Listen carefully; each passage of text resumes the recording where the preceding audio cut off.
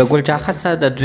دوو کالونو ظلم زیاتی روان دی چې عزتمنو چې ګل چاحت هم بیګا هم وهل او ټکول خوړل دي د شعیب د لاسه چې شعیب بیا په خپله باندې عمده کار حقیقت بیان کوي ویلي ګل چاحت د کم کور نه چې ویډیوګانې کوي او ښایي چې دا زما کور دی په دغه کور مو ته ما اخیستی دی او په دې باندې ما غټې خرچې کړي دي چې زه دې تصویر دا د ما نه انکار کوي بیا ما ته غوسه راغله چې ومې وهله ومې ټکوله خو ګل چاحت په شعیب باندې دومره غټ انظامات لګولي دي راځئ مینه واده چې ټول معلومات زه تاسو ته په دې ویډیو کې درکړم زموږ دا ویډیو د سر تر اخره پورې وګورئ چې تاسو ته پوره معلومات در ورسیږي د دې معلومات نه مخکې زه تاسو ته دا یادګي نه وکړم تاسو کو چینل زموږ په دې سوپر کلیک چینل کې نوي وي چینل هم نوي سبسکرایب کړئ مهرباني وکړئ تاسو زموږ دا سوپر کلیک چینل د سره سبسکرایب کړئ خوا کې ورسره د ټالۍ نشان ووهه چې ښایي یوه نوي معلومات ویډیو تاسو ته په اسانۍ باندې در ورسیږي ګل چاحت چې خواجه سارا دی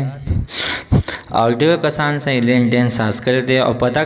دغه نیت باندې چې زه د هر چا نه به پیسې وهم چې عزتمند چې شعیب هلک نه هم په دغه طریقه باندې ډېر شی روپۍ وهلې وي چې ځان یې پرې کور هم ساز کړو او کور کې سامانونه یې په شعیب هلک باندې ولګول شعیب هلک د ګل چاحت نه د غلط کار ډیمانډ وکړو دې ګل چاحت نه انکار وکړو ورته ویلې چې تا د باندې خو ما دومره خرچې وکړي او ته اوس د ما نه انکار کوي نو ګل چاحت د دې نه ګل چاحت دغه ټیم کې چغې کړې شعیب هلک ته غوسه ورغله ویې وهله ویې ټکوله ولاړه چې ګل چاحت بیا د ځان نه ویډیوګانې وکړه او ویې ویله چې د دوو کالونو ما سره دا ظلم زیاتی روان دی زه خو خواجه سارا یم څه ښځه یا جینۍ خو نه یم چې دا د ما نه دغه شانتې د غلط کار ډیمانډ